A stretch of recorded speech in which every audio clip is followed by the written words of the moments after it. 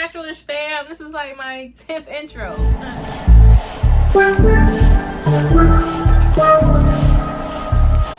Okay, let's get into this tough murder. Tough mutter. Listen, I have been calling it tough murder. I have been, because listen, the way my neck, my back, all the way to my kneecap, the way I was sore, it was a tough murder. But tough mutter, the fact that that came out my mouth. Anyway, all right, let's do this review. Let me tell y'all what to expect and how my experience was. So this is something I always wanted to do.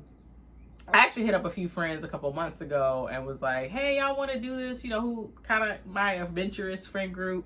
And you know how that goes. You hit up your group and then nothing gets planned. So it's like crickets, like, okay. But then a few weeks ago, my church was going, right? And they asked if I wanted to sign up. I'm like, great. It's already planned. So we go and we went to the one in New Jersey. Now I'm hyped, right? I'm ready. I'm looking forward to doing this. But then a few days before, I was like, let me go on a website and see what these obstacles were.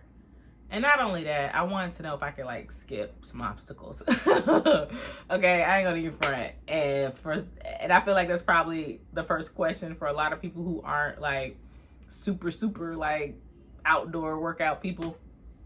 Y'all probably want to know what you can skip to, because I think the thought process is this is something you have to train for. It's not. Let me say that too. You don't have to be in shape. You don't have to be. And the reason why the thought process was skipping was because I have no upper body strength, okay? And my homegirl, I was telling her about this, and she had did a Spartan. And she was saying when it came to like the monkey bar type thing, because like I said, I ain't got no upper body strength.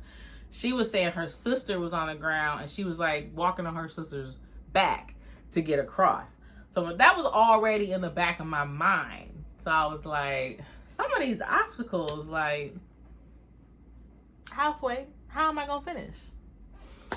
So when I saw the obstacles, I was like, okay. And I was doing the same thing right now, looking for people like me, right, that was doing this. And just in general, I was just trying to see, like, I wanted regular people who talked about the Tough Mudder. A lot of the videos that popped up were from the company itself. There wasn't a lot of just regular people who did it. And I wanted to get just a real life experience. So I was like, let me do a video too from my experience. And so here we go. Get there, right? There's even a tough mutter for kids, right? The Tough Mudder for kids looked hard, okay? The little ramp the kids had to go over, the kids were struggling. And I'm like, if the kids are struggling, April ain't gonna make it.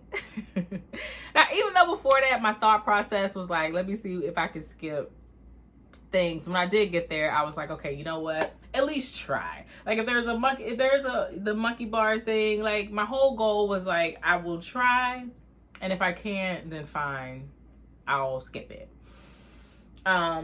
So we did the 5K. I think there's like a 10K. There's different levels, and each one has more obstacles. We did the 5K. First one, out the gate. Now, of course, it's mud, right? It's called the Tough Mudder. There's mud, and more mud. But the first one, right, it's called the Devil something. But it was more than mud, okay? It smelled like the devil's anus. It was terrible. And there was a net on the ground, and you basically had to crawl through this net of BS. That's what it smelled like. I ain't gonna front, I skipped it. Okay. That was the first one. I was like, I knew I couldn't be that close to the smell. So what I did was, I was just one of the rope people. I held up the rope off the ground and just helped, like, lifted it up so people can crawl under. So I was like, oh, look at me, teamwork. Let me tell you, this Tough Mudder is all about teamwork. And I feel like the bigger the group, the better, right? So that was the very first thing. And then it's just like, it's kind of like you doing a 5K, like walking, and then all of a sudden they're like, hey, here's some mud and a tree, jump over. Like, that's what it was. Because there was another one, it wasn't an obstacle, but like you had to go across this big log and you have to walk across. And well, I'll share that at the end. I'll talk about things that you need to have to prepare. That'll be at the end of the video. But I had to go across this log, right? And I was like, oh, cute, dirty dancing. It was not like that. It was dirty. I plopped down on the log and I scooted across because I was like, there's no way. I'm so clumsy. That's another thing. I was like, I'm so clumsy. I'm not going to make it across that. All right, so these are some of the obstacles that I remember that were hard, but were fun, right? So there's this one obstacle where you have to run up this ramp. There's this big like white wall. You run up this wall and then there's a bunch of people up top that'll try to catch you. I attempted to do it twice. And honestly, the Tough Mudder is more about mental. You have to commit, right? If you just be like, I'm gonna do it, I don't know how, but you just go for it. That's really all it is. You just gotta go for it. That was one that stuck out to me. Another one, there was like mud walls. There were 4 different like mud obstacles, like 4 different like deep holes, right? And you had to like kind of like the ramp wall too. It's like 4 holes and you're running through the holes. You go down this mud hole, crawl back up the mud hole. And once again, pretty much everything is teamwork because you go down this one and then you got to crawl back out the hole and back through the other one. But you need your teammates because the mud is just going to keep pulling you back down. And I did one of the mud holes. And then I got out. I was like, my pastor was like, you ready? I was like, I think I'm one and done. I'm good. Like, and then as soon as I got out, I lost my shoe.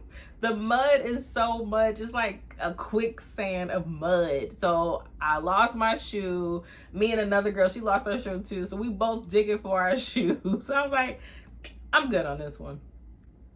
Oh my God. Another one. This one, there's two that took the cake. There's this, it's called the Arctic something. It's like Arctic Enigma something. I don't know, but it's ice water.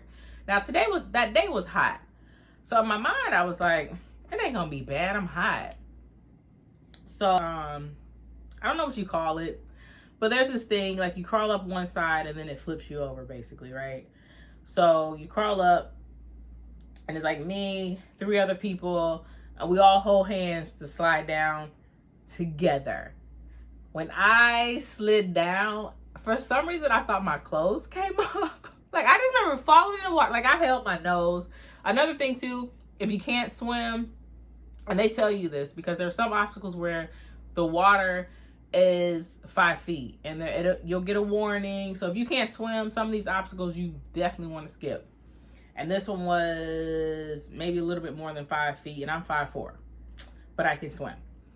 But I still was like, I didn't want the mud. I was just like this. So I go down this little thing. I'm holding my nose. I go to the bottom. Okay, I'm at the bottom. And I was like, did my clothes come off? My head wrap that I had on came off. And then I just came back up and I had hypothermia. Okay, I was like, I was shaking. You go into shock. You basically go into shock. You jump into cold water. Your body doesn't know what's going on anymore. That almost took me out. But the finale, okay? The finale, I'm gonna play this little clip so y'all can see. About this fantastic obstacle. Number 1, it came to the Tough Mudder scene in 2011. Number 2, it's 800 square feet of electrical madness. That's 10,000 volts that are gonna come right through you. And number 3. That is how they end it, okay? And in my mind, I don't know what I expected. And a couple of us, as we're watching people go through, we're just like, they not shocking us for real, right? They just trying to hype us up, like get us in our head. They not really shocking. Or I'm thinking it's like, you know, you scratch the carpet and then you would like hit a wall and you get that little whatever. I'm thinking it's that. Nah, dog, it shocks. You get shocked. You run through this thing and you're getting shocked. And once again, I lost my shoe. Okay, I lost my shoe. So I'm sitting up there getting shocked, trying to get my shoe. I'm like, and trying to dig my shoe out at the same time. And one of the people that worked there was like, ma'am, you got to keep it going. I'm like, I lost my shoe. And she was like, you're never going to find it. And I was like, she's right. And I just walked out. Like, I was halfway through the shock thing. I just walked out that shock thing and crossed the finish line with one shoe. I made it. I survived. Like, that's how I ended the Tough Mudder.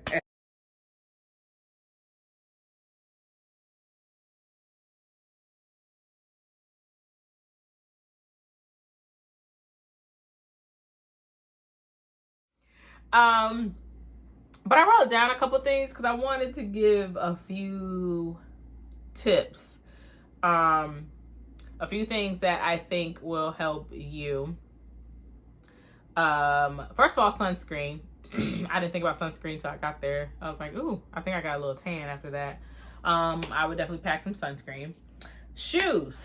Many of us learned when we got there, we wore the wrong shoes because it's mud. I wore some regular Nikes. I wore the clothes that I wore, the shoes that I wore things that I actually didn't care about. I was like, whatever happens, if I never see it again, it's fine. So I don't know what kind of shoes you would wear, but you want something with a much better grip than I did, because the reason why, when I talked about the log thing, the reason why I really sat down instead of try to walk is because my shoes were too slippery. So go prepared with better shoes. Black folks, your hair. Especially with locks, right? I was just like, I thought trying to wash mud out my hair, I was like, I don't know how that's gonna be, child. I bought like a lock sock. I put that on. That stayed on my head until the Arctic thing. Until I dove into the water, I came back up, it was gone. So for majority of the race, I was good. I was covered with that. So if you have locks, even if you don't have locks, a lock sock may be your best bet because it stayed on the whole time. I saw another girl. She had her hair in a low bun wrapped in a plastic bag, and then she put a scarf over it. Another dude, he had locks. He had a do-rag, but it was like halfway off, and he was just like, you know what, this ain't working, but that's all I got right now. Yeah, so that's my tip on the hair. If you care about that, if you don't care, rock it out, honey. Change your clothes. Bring a change of clothes, which is something I think they suggest too. They say they have shower stations. Again, maybe it's different in different places, but the one in Jersey was a hose, okay? You basically got a hose and you spraying yourself off. And that really didn't do much. You're gonna get mud everywhere, okay? All your regions, okay? There's gonna be mud in all the crevices. There's gonna be mud. So I would almost say wear a swimsuit underneath, just because that way you can fully rinse off.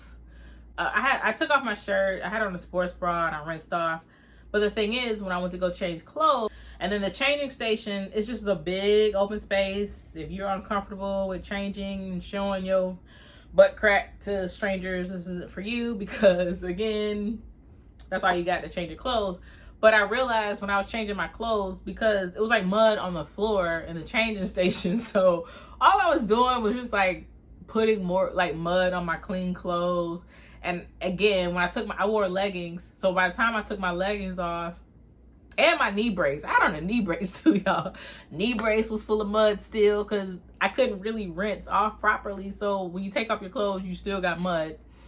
So you just put more mud on. So my pro tip would be maybe wear a swimsuit for the shower portion. Right? Okay, I guess that's all my tips, I guess. They do give you, you get your t-shirt, you get your little headband, and yeah, they do have food on site. They have like a little area, a little picnic area if you wanted to sit down, eat. The food was like your typical, like if you was at a fair or something, it's like hot dogs, hamburgers, fries, whatever. But the milkshakes was bomb. I was like, I eat whatever I want today. Calories don't count after a Tough Mudder, okay? Eat what you want. Soreness. You will be sore. Once again, I was like, I'm gonna be fine. I'm not gonna be sore. Maybe tomorrow I'll have a little something. About an hour. About an hour when I got home. My hips were hurting. I ain't never had my hips hurt before, okay? I was hurting in places. Of course, my knee was hurting, but like my back, my hips, my feet, like everything hurt. I took a shower. I took a long shower and then got into the bath to soak. And I was probably sore for I was out of it. Like the next day I had a show. I had 2 comedy shows. I was just a zombie. My body was so tired and just kind of like, I just felt heavy and sore for about 2 days. Y'all, I ain't even go to church the next day. That's how bad it was. I was like, we prayed at the Tough Murder. I keep saying Tough Murder. Okay. But that's it. That's my review of it. It still was a great time. Would I do it again? No. She's not. I would never do it again. Been there, done that. Maybe minus the mud. I like obstacle courses. I like boot camp type of things and challenges. The mud, I ain't like that too much. I thought I was gonna relive my childhood of just like rain. You know how you run into puddles? But if you did it, I would love to hear your comments. If you're thinking about doing it, still want to hear your comments. Don't forget to like and please subscribe. Until next time.